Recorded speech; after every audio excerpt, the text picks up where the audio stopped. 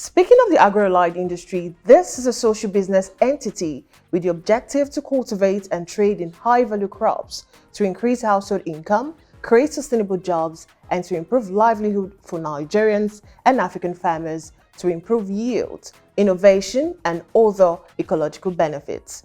Today on SME Hub, we'll be speaking with an entrepreneur who is into agro farming to give us more insights into the agro-allied industry, its way of doing business, profitability, and the challenges associated with the business, particularly post-fuel subsidy removal by the federal government of Nigeria. I'm being joined by Osifeso Olarinwaju. He's the MD, Green Hills Cassava Farmstead. Thank you so much for joining us. Hi, Deborah. Hi. Welcome. Thank you. Anyway, so let's go into it straight. Briefly, tell us what the agro-allied industry is like. Okay, so it's actually very technical. That's a technical question because the agro-allied industry is quite vast because there are different segments to it. There is the production, there is the processing, there is the packaging industry, there is the logistics, depending on the value chain you like to plug into. So it's quite a vast but highly sustainable. All right. So how long have you been in business, and what was the inspiration? What informed the inspiration for you to go into the business? So Deborah, this is quite an interesting question because currently for Green Hills Cassava Farmstead, this is our 4th year. We launched out in 2020, October 2020, and but personally, I've been in the agri space for about 8 years. I started off working with my father on his plantation. He has a cashew plantation in Ogun State, and so I was a managing director for 2 years as I picked up my interest and experience working with him. Nice. So what's your core focus in this industry? Because you mentioned earlier that we have the production, packaging, Right. and logistics. So Right. what's your core focus? So I always say, when going into agriculture, there are different aspects, right? But what you should consider first is what to produce, what quantity to produce, whom to produce for, what geographical region, because for instance, if you want to produce a particular crop, say for instance, you want to produce cashew. Cashew is known to do very well in the southwest, right? Or your Benin, you have some, Kogi from the middle belt down, to the southwest. Imagine planting cashew trees up north, say Maiduguri. Yes, they may grow, but what's the yield that will come from that production? So you have to consider certain factors, right? So when you're going into production or agriculture, you have to consider these factors. If it's arable, if you're doing crops, if you're doing livestock, if you're doing forestry, that is tree crops, if you're doing fishery, it depends on what you want to do. And part of what you should consider is value addition, right? It's always best to start from the production of whatever it is you want to produce, and then you can find your way down the value chain. So apart from cassava, because I said cassava because your name actually informed it, Green Hill Cassava Farmstead. Correct. Now, apart from cassava, what all the produce is Green Hill involved in? So Green Hills Cassava Farmstead, we're into cassava, maize, and soya. Cassava, maize, and soya. Yes. Oh, okay. So how is the processing like? For cassava, we're looking at doing food grade and pharmaceutical grade starch. We're setting up a 50-ton per day cassava starch processing line in Abia State. Yes. Oh. Yes. And we already have the allocation from the government to do that. We are waiting for the equipment to arrive to get fully To kickstart. to kickstart, right? So that is what we're looking at. That's the value addition we are putting to the cassava. For the maize, we have decided to mill the maize and soya into chicken feed and supply poultry. So we already started that in December, and we had our first supply in early January. Speaking about supply, I'm curious, who are your target markets? Depending on the produce, All right, for depending on the cassava, produce. because So okay. as the name implies, chicken Mm-hmm. feed. Obviously, I'll be my target market will be the poultry farmers, Okay. right? Our target market for the cassava would be the pharmaceutical grade and the pharmacy. So, Pharmaceutical. yeah. So for the food for the cassava starch, we're targeting the food industries, the pharmaceutical industry. We're also looking at exporting a lot of that out of the country. We have we have partners in the Netherlands who we've gotten offtake agreements with.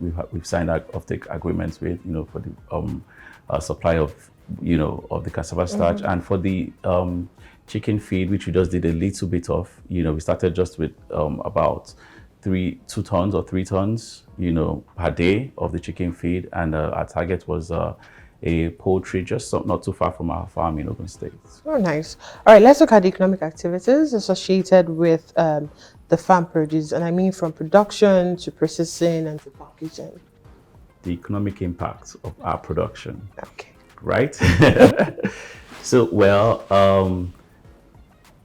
first things first, I'll say the major tool, on the farm, we use a lot of implements. And the most important implement, like I always say, is finance. Right. So, and we all know what the economy is saying currently in terms of,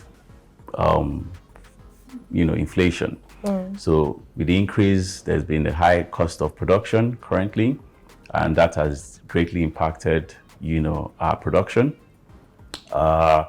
We found means to mitigate against all this, right? Or we are finding means to, just go around this whole, situation. But that has greatly affected us. Of course, also the increase of the in fuel, the fuel cost as well. That has also really greatly, affected the How? Can you like elaborate on how it Oh has yeah, actually so of course affected? we use a lot of machineries on the farm, and the machineries run on diesel, and diesel has gone up. So that of course naturally would increase the cost of leasing this equipment, and of manpower. That can be attributed to the inflation as well, because the labor that you get to the farm, those guys initially will collect a daily wage of say maybe 2,000, Right. 3,000. Now they tell you, oh, cost of living has gone up. They want a little bit they want a little bit more to fend for their family, and you can't say no, right? So you have to so that has also affected our production, economically. you know and several factors as well. How do you deal with all of this? We find ourselves in this situation, and humans naturally, when you find yourself in a situation, you try to just find a means by which you can Navigate out of it. exactly. So talk to us about the profitability of the business. How profitable is it? I would say sustainable. It's not a it's not a bomb, Right. it's not a hammer kind of thing, Really? Oh yeah, it's not.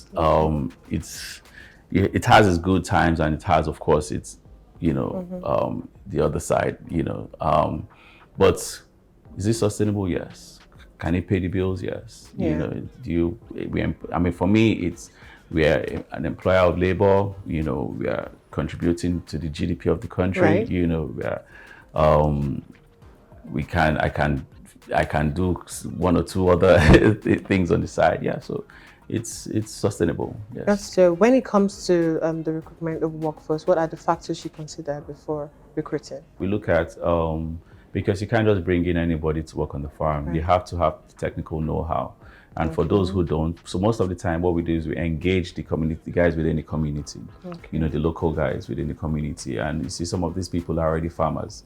So it's easy for them to get on your farm and do whatever it is you need them to do. But because they are not as exposed, they have the, they're not as educated as well, Yeah. So what we do is when we get them to the farm, we still train them and teach them on what to do. So we have a supervisor, we have technical partners on the farm We'll be there to show them the, technical know-how of what they need to do. And yes, we mobilize them. All right. So I'm thinking of going into farming, actually. So what advice do you have for me? There's a lot of cost, attributed to this thing, so, but if you have, and like I always say, when you want to go to agriculture, you need to know why you want to go into it, what you want to produce. Is it crops? Is it livestock? Is it forestry? Is it fishery?